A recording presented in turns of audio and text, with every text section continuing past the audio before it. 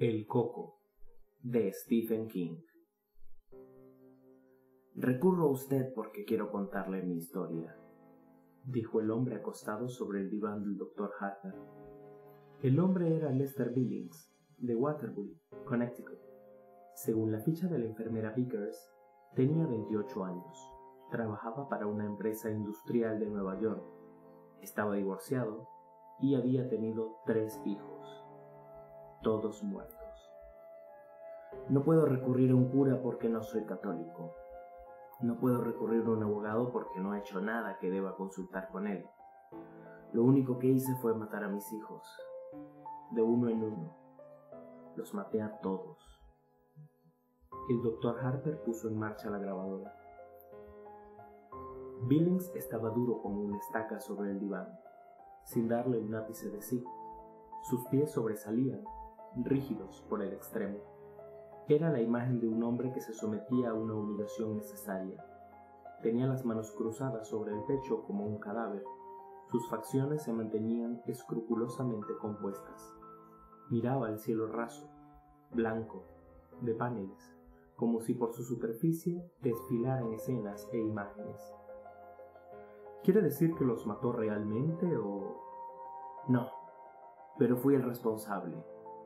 Denny en 1967, Cheryl en 1971 y Andy este año.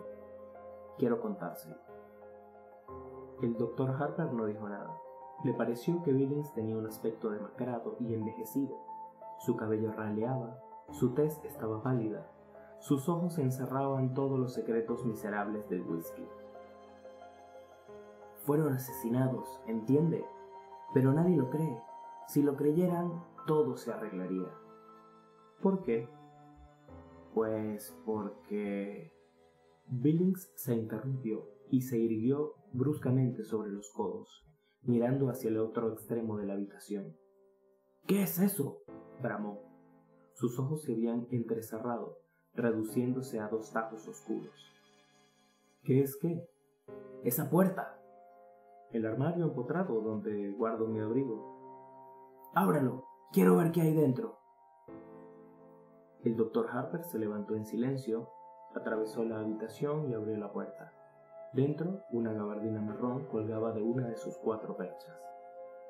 Abajo había un par de sandalias relucientes, y dentro de una de ellas había un ejemplar cuidadosamente doblado del New York Times.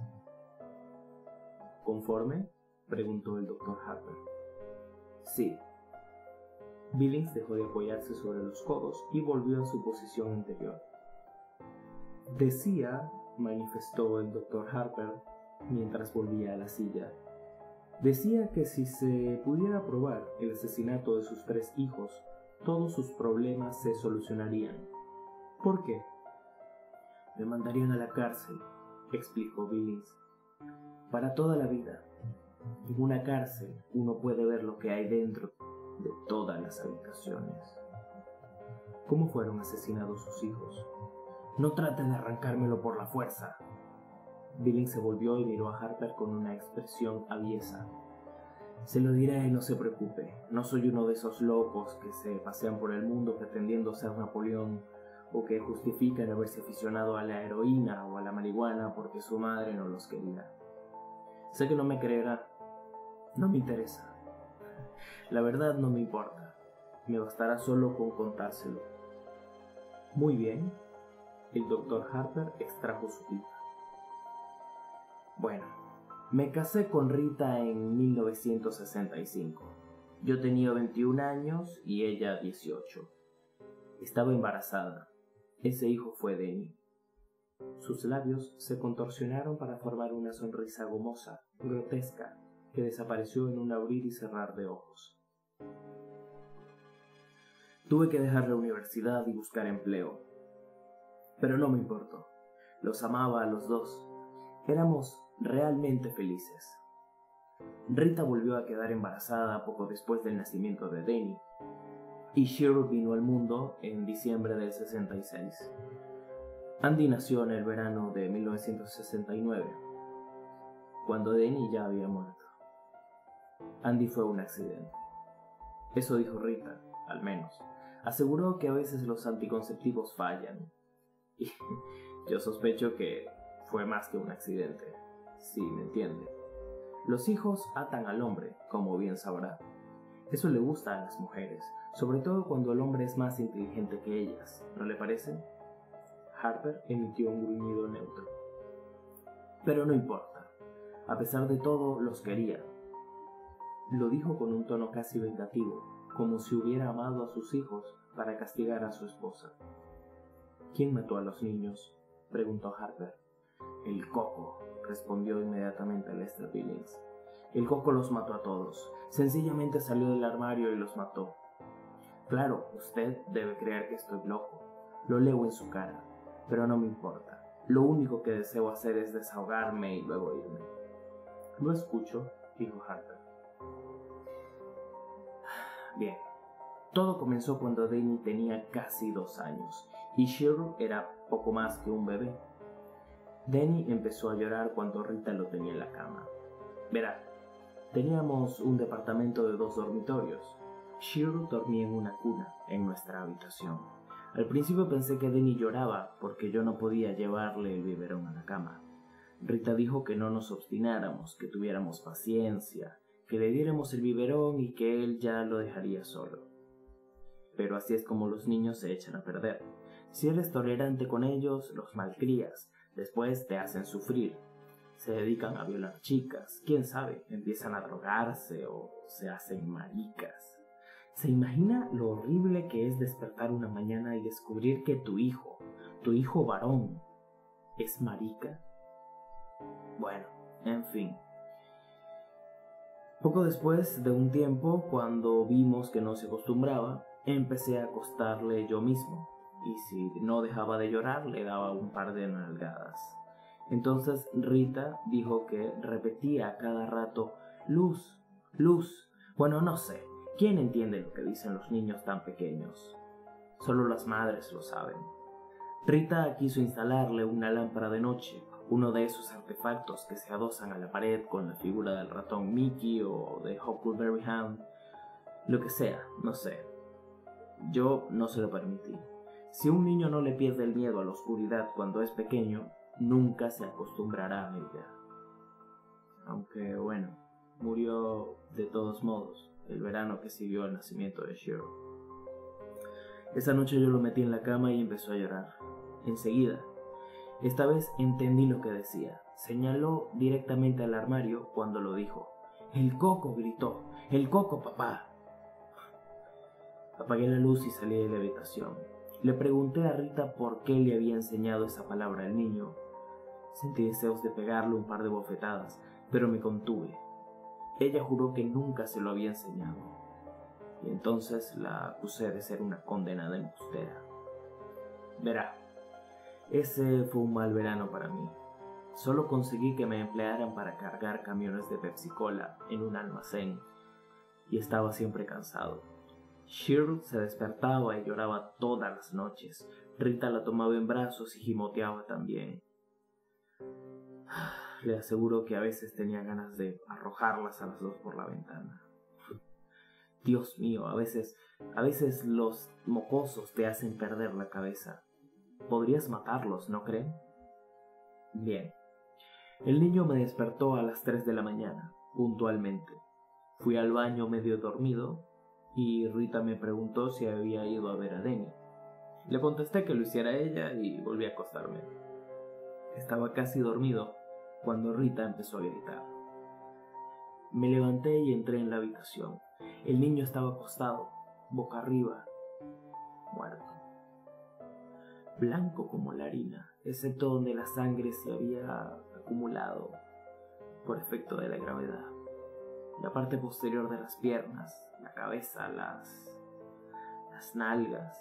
Tenía los ojos abiertos, eso era lo peor, muy dilatados y vidriosos, como las cabezas de alce que algunos tipos cuelgan en la repisa de su casa, como las fotos de esos chinitos de Vietnam que salen en la prensa.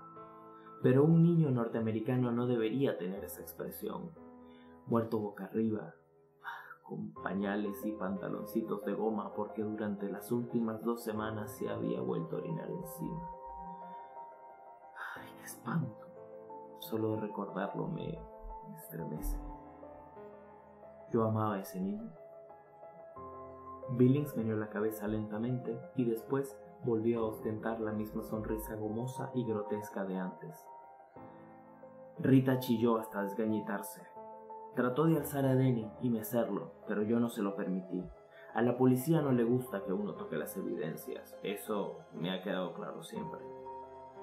¿Supo entonces que había sido el coco?, preguntó el Dr. Harper apaciblemente. Oh, no. Entonces no. Pero vi algo. En ese momento no le di importancia, pero mi mente lo archivó. ¿Qué fue? La puerta del armario estaba abierta. No mucho, apenas una pequeña rendija. Pero verá, yo sabía que la había dejado cerrada. Dentro habían bolsas de plástico. Un niño se pone a jugar con una de ellas y adiós, se asfixia. ¿Lo sabía? Sí. ¿Qué sucedió después? Billings se encogió de hombros. Lo enterramos, por supuesto. Miró con morbosidad sus manos, que habían arrojado tierra sobre 3 pequeños ataúdes hasta ahora. ¿Hubo una investigación? Claro que sí. Los ojos de Billings centellearon con un brillo sardónico. Vino un maldito matasanos con un estetoscopio y un maletín negro lleno de chicles o zanahorias, robadas de alguna escuela de veterinaria, seguramente. Colapso en la cuna. Ese fue el diagnóstico. ¿Ha oído alguna vez semejante estupidez? El niño tenía 3 años, por Dios. El colapso en la cuna es muy común durante los primeros años de vida, explicó el Dr. Harper puntillosamente. Pero el diagnóstico ha aparecido incluso en certificados de defunción de niños de hasta 5 años. A falta de una mejor explicación, ¡eso es una mierda!, espetó Billings violentamente. Harper se quedó viéndolo y volvió a encender su pipa. Un mes después del funeral, instalamos a Shear en la antigua habitación de Denny. Rita se resistió con uñas y dientes, pero yo dije la última palabra. Me dolió, por supuesto, no crea que soy un desalmado. Me encantaba tener a la mocosa con nosotros, pero no hay que sobreproteger a los niños, pues en tal caso se convierten en lisiados. Creo que ya se lo dije. Cuando yo era niño, mi madre me llevaba a la playa. Después se ponía casi ronca gritando: «¡No te internes tanto! ¡No te metas ahí! ¡Hay corrientes submarinas! ¡Has comido hace 1 hora! ¡No te zambullas de cabeza!». Le juro por Dios que incluso decía que me cuidara de los tiburones. ¿Y cuál fue el resultado? Pues bueno, ahora ni siquiera soy capaz de acercarme a una simple piscina. Es verdad, si me arrimo a una playa me atacan los calambres. Cuando Denny vivía, Rita consiguió que la llevase una vez con los niños a Savile Rock. Se me descompuso el estómago apenas vi el agua. ¿Lo entiende? No hay que sobreproteger a los niños por esta razón. Y uno tampoco debe ser complaciente consigo mismo. La vida continúa. Shear pasó directamente a la cuna de Denny. Y, por supuesto, arrojamos el colchón viejo a la basura. No quería que mi pequeña se contagiara de microbios. Así, bueno, transcurrió 1 año, más o menos, y una noche, cuando estoy metiendo a Shear en su cuna, empieza a aullar y gritar: «¡El coco, papá! ¡El coco!». Eso me sobresaltó. Decía lo mismo que Denny, y empecé a recordar la puerta del armario, apenas entreabierta cuando la encontramos. Quise llevarla por esa noche a nuestra habitación. ¿Y la llevó? No. ¿Cómo podía confesarle a Rita que me había equivocado? Tenía que ser fuerte. Ella había sido siempre la sumisa de la relación. Recuerdo con cuánta facilidad se acostó conmigo cuando aún no estábamos casados. Por otro lado, dijo Harper, recuerde con cuánta facilidad usted se acostó con ella también. Billings, que estaba cambiando de posición sus manos, se puso rígido y volvió lentamente la cabeza para mirar a Harper. ¿Acaso me está tomando el pelo? Claro que no, respondió Harper. Entonces deje que le cuente la historia a mi manera. espetó Billings. Estoy aquí para desahogarme, para contar mi historia. No hablaré de mi vida sexual, si eso es lo que usted espera. Rita y yo hemos tenido una vida sexual muy normal, sin perversiones. Sé que a algunas personas les excita hablar de eso de repente, pero yo no soy de ese tipo. De acuerdo, asintió Harper. De acuerdo, entonces, repitió Billings con ofuscada arrogancia. Parecía haber perdido el hilo de los pensamientos y sus ojos se desviaron, inquietos, hacia la puerta del armario que estaba herméticamente cerrada. ¿Qué? ¿Prefiere que abra la puerta?, preguntó Harper. No, se apresuró a exclamar Billings, lanzando una risita nerviosa. ¿Qué interés podría tener en ver sus cosas? Después de una pausa, prosiguió. Bueno, el coco la mató a ella también. Se frotó la frente como si tratara de ordenar sus recuerdos. Un mes más tarde, pero antes sucedió algo. Una noche oí un ruido ahí adentro, y después Shear gritó. Abrí muy rápidamente la puerta. La luz del pasillo estaba encendida, y ella estaba sentada en la cuna, llorando. Y entonces algo se movió.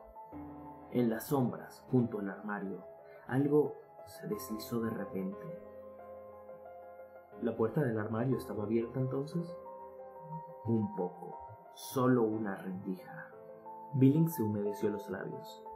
Shear hablaba a gritos del coco y dijo algo más que sonó como garras, solo que ella lo dijo como galas o no sé.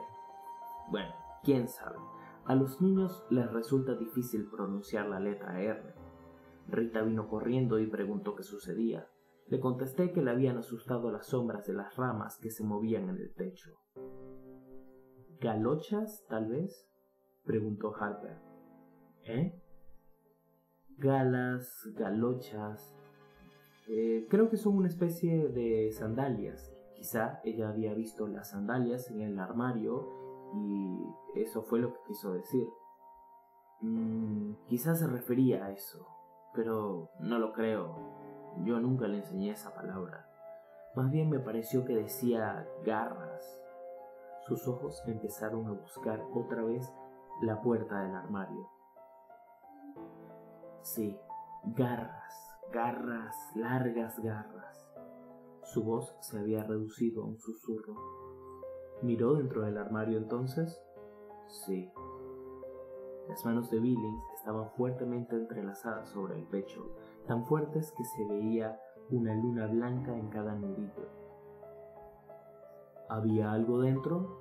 Vio al... ¡No vi nada!, chilló Billings de súbito, y sus palabras brotaron atropelladamente, como si se hubiera arrancado un corcho negro del fondo de su alma. Cuando murió la encontré yo, verá, y estaba negra, completamente negra. Se había tragado la lengua y estaba negra, y me miraba fijamente. Sus ojos parecían los de un animal embalsamado, muy brillantes, espantosos, como canicas vivas, como si estuviera diciendo: me agarró, papá, me agarró, y tú dejaste que me agarrara, tú me mataste, tú le ayudaste a matarme. Su voz se apagó gradualmente, y un solo lagrimón silencioso se deslizó por una de sus mejillas. Fue una convulsión cerebral, ¿sabe? A veces le sucede a los niños, una mala señal en el cerebro. Le practicaron la autopsia en Hartford y nos dijeron que se había asfixiado al tragarse la lengua durante una convulsión.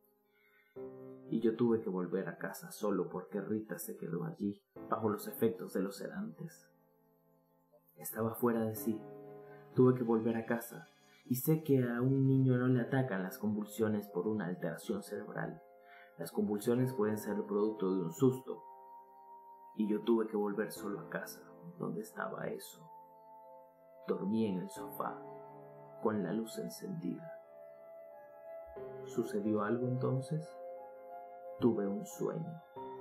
Estaba en una habitación oscura, y había algo que yo no podía ver. Estaba en el armario, Hacía un ruido viscoso. Me recordó al de un cómic que había leído en mi infancia. Cuentos de la cripta. ¿Lo conoce?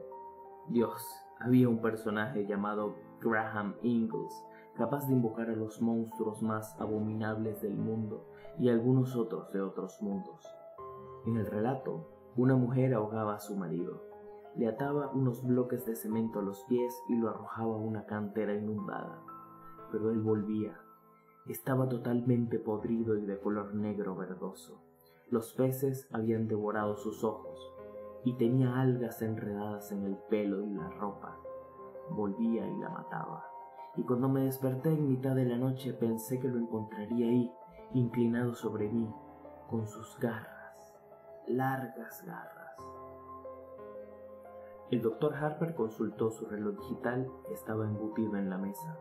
Lester Billings estaba hablando desde hacía casi media hora. Cuando su esposa volvió a casa, ¿cuál fue su actitud respecto a usted? Aún me amaba, respondió Billings orgullosamente. Seguía siendo una mujer sumisa. Ese es el deber de la esposa, ¿no le parece? Ese cuento de la liberación femenina solo sirve para aumentar el número de locos y de gente histérica. Lo más importante es que cada cual sepa ocupar ¿cómo se llama esto? ¿Su sitio en la vida? Eso es. Billings hizo un chasquido de dedos. Durante los primeros 4 o 5 meses que siguieron a la desgracia, ella estuvo bastante deprimida.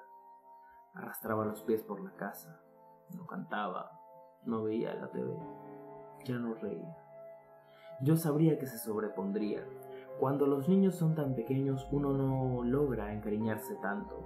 Después de un tiempo hay que mirar su foto para recordar cómo eran exactamente. Ella quería otro bebé. Le dije que era mala idea.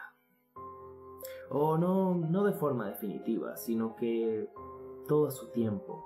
Le dije que era hora de que nos conformáramos y empezáramos a disfrutar el uno del otro. Antes nunca habíamos tenido la oportunidad de hacerlo. Si queríamos ir al cine teníamos que buscar una niñera. No podíamos ir a la ciudad a ver un partido de fútbol, por ejemplo, si los padres de la niñera no aceptaban que ella cuidara a los niños, ya que mi madre no quería tener nada que ver con nosotros. Denny había nacido muy poco tiempo después de que nos casáramos. ¿Entiende? Mi madre dijo que Rita era una zorra, una vulgar. ¿Qué le parece esto como muestra de amor de entre padres e hijos? Una vez me hizo sentar y me recitó la lista de las enfermedades que podía agarrar si me acostaba con una prostituta. Me explicó cómo un día aparecía una llaguita en el pene y al día siguiente te estabas pudriendo por dentro, literalmente. Ni siquiera aceptó venir a la boda. Billings tamborileó con los dedos sobre su pecho. El ginecólogo de Rita le vendió una cosa llamada DIU, dispositivo intrauterino. Absolutamente seguro, dijo el médico. Bastaba con insertarlo en el aparato femenino y listo. Si hay algo ahí, el óvulo no se fecunda. Ni siquiera se nota, ni siquiera sabes que está ahí. Y al año siguiente, ¿qué ocurrió? Ella volvió a quedar embarazada. Vaya seguridad absoluta la de los médicos. Ningún método anticonceptivo es perfecto, explicó Harper. La píldora, de hecho, solo lo es el 98% de los casos. El DIU puede ser expulsado por una contracción muscular, por un fuerte flujo menstrual y, en casos excepcionales, durante la evacuación. Claro, o la mujer se lo puede quitar, ¿no? Es posible. ¿Y entonces qué? Empieza a tejer prendas de bebé, canta bajo la ducha y come encurtidos como una loca. Se sienta sobre mis rodillas y dice que debe ser la voluntad de Dios. Vaya mierda. ¿El bebé nació al finalizar el año que siguió a la muerte de Shiro? Exactamente. Un varón. Le llamó Andrew Lester Billings. Yo no quise tener nada que ver con él, por lo menos al principio. Decidí que puesto que ella había armado el jaleo, tenía que apañársela sola. Sí, sé que esto suena brutal, incluso desalmado, pero no olvide cuánto había sufrido yo. A pesar de todo, a la larga terminé por cobrarle cariño. Para empezar, era el único de la camada que se parecía a mí. Demi guardaba un parecido muy notorio con su madre y Cheryl no se parecía a nadie. Bueno, creo que tal vez a la abuela Ann. Pero Andy era idéntico a mí. Cuando volvía de trabajar, jugaba con él, me tomaba del dedo y sonreía, gorgoteaba. A las 9 semanas ya sonreía como su papá. ¿Cree lo que le estoy contando? Bueno, una noche, he aquí que salgo de la tienda con un móvil para una cuna. Yo que siempre he creído que los niños no valoran los regalos hasta que tienen la edad suficiente como para dar las gracias. Pero ahí estaba yo, comprándole un ridículo móvil de cuna. De pronto me di cuenta de que lo quería más que a nadie. Ya había conseguido un nuevo empleo, muy bueno. Vendía taladros en una firma llamada Hoods & Sons y había prosperado mucho. Y cuando Andy cumplió 1 año, nos mudamos a Waterbury. La vieja casa tenía demasiados malos recuerdos y demasiados armarios también. El año siguiente fue el mejor para nosotros. Daría todos los dedos de la mano derecha por volver a vivirlos de nuevo. Aún había guerra en Vietnam, por supuesto. Los hippies seguían paseándose desnudos de aquí para allá y los negros vociferaban mucho. Pero nada de eso nos afectaba. Vivíamos en una calle tranquila, con buenos vecinos. Éramos felices. Un día le pregunté a Rita si no estaba preocupada. Ya sabe, dicen por ahí que no hay 2 sin 3. Ella contestó que eso no aplicaba a nosotros y que Andy era distinto, que Dios lo había rodeado con un círculo mágico o algo por el estilo.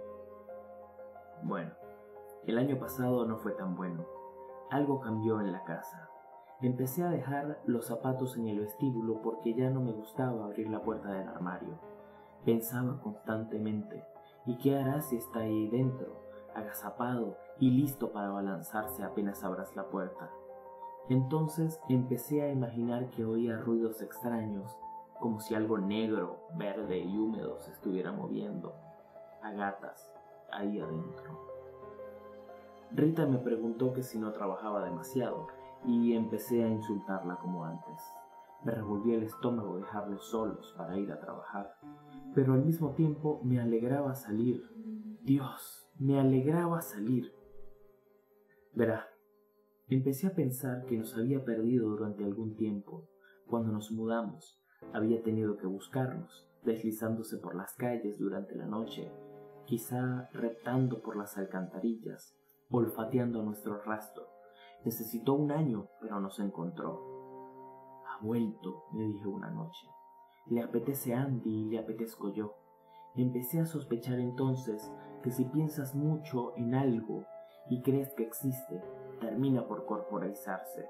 Quizá todos los monstruos con los que nos asustaban cuando éramos niños, como Frankenstein, el hombre lobo o la momia, existían de alguna forma.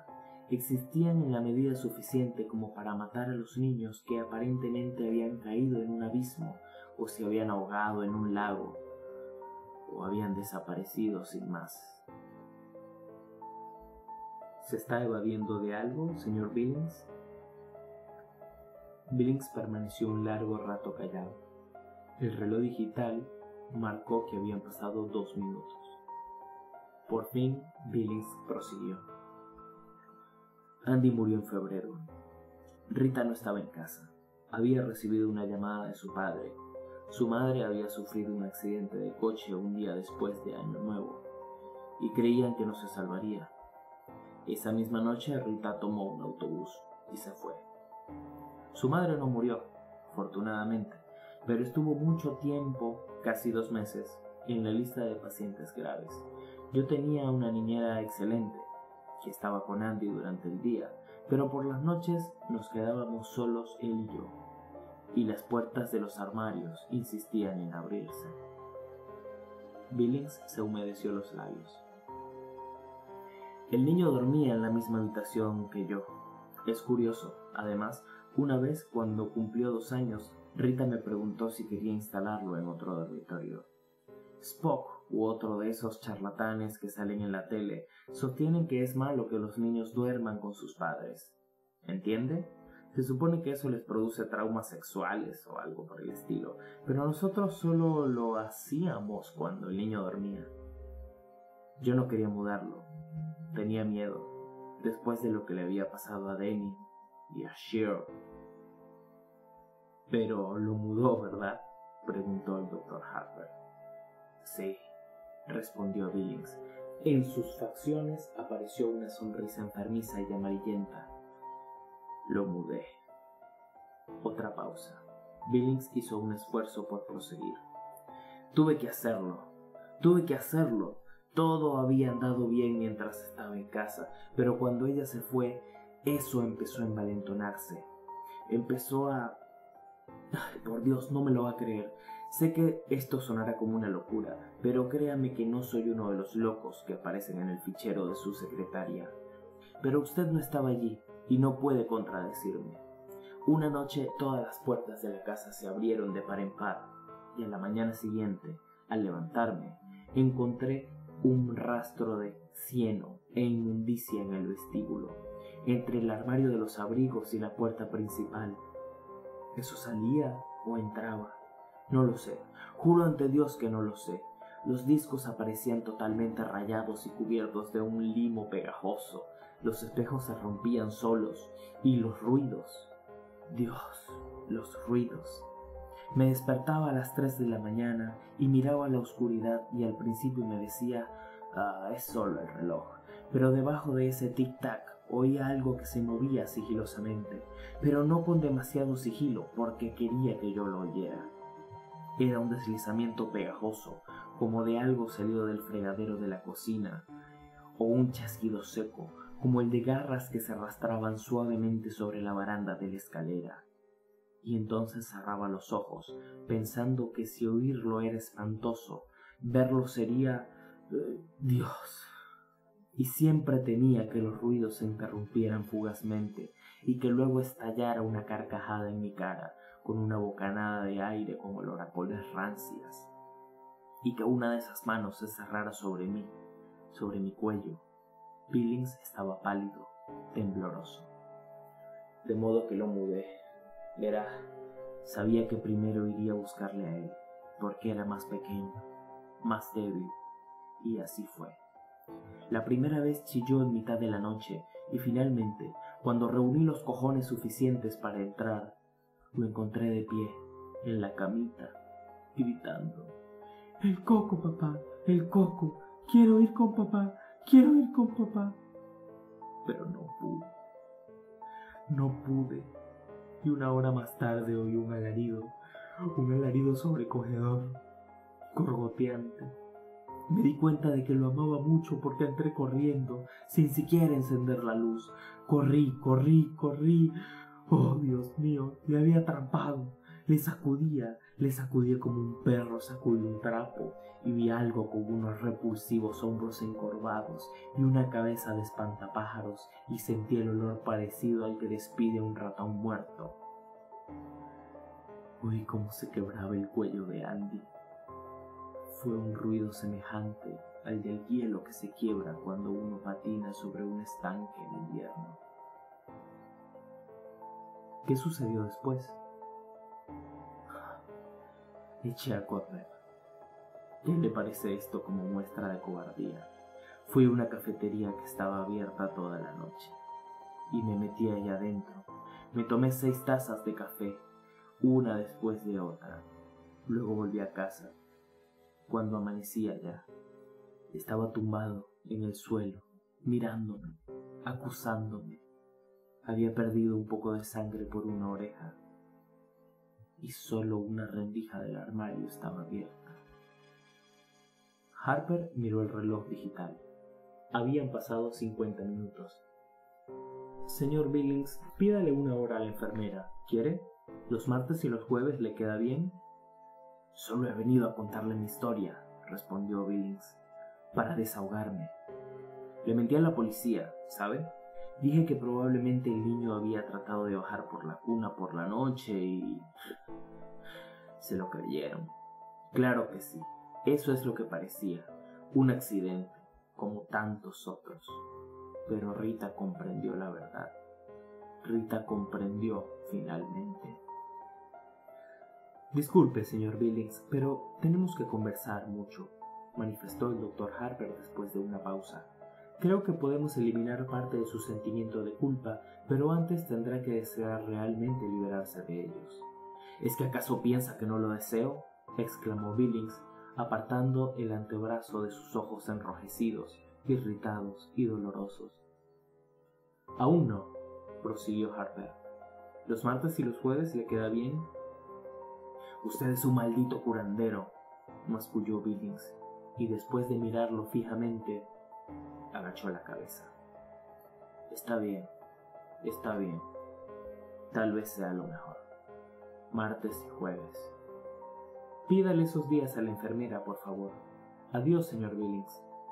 Billings soltó una risa hueca y salió rápidamente del consultorio sin mirar atrás. La silla de la enfermera estaba vacía y sobre el secante del escritorio había un cartelito que decía: vuelvo enseguida. Billings se volvió y entró nuevamente a la consulta. Doctor, su enfermera... Pero la puerta del armario estaba abierta. Solo una pequeña rendija. ¡Qué lindo!, dijo la voz desde el interior del armario. ¡Qué lindo! Las palabras de ultratumba sonaron como si fueran articuladas por una boca llena de algas descompuestas. Billings se quedó paralizado mientras la puerta del armario se abría lentamente. Tuvo una vaga sensación de tibieza en el bajo vientre cuando se orinó encima. ¡Qué lindo!, dijo el coco mientras salía arrastrando los pies. Aún sostenía la cara del doctor Harper en una mano podrida, llena de garras espatuladas. Fin.